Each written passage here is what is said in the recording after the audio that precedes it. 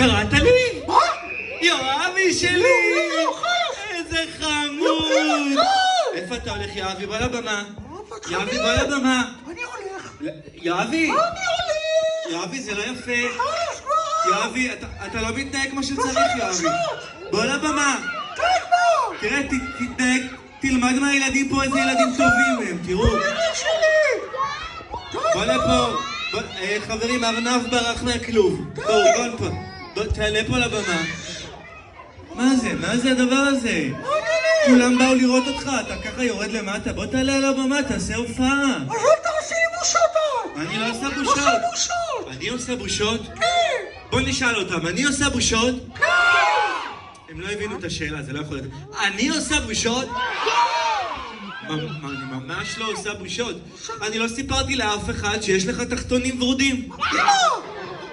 אני לא סיפרתי, אני גם לא סיפרתי לאף אחד שאתה מאוהב בדנה. תשאירו לו. יואבי מאוהבי. רימוס מעצבנוס. יואבי, זה לא יפה, יואבי. יופי. יואבי, אם אתה כבר כאן, כל הילדים פה מצפים ומתרגשים שתשאיר את השיר שלנו.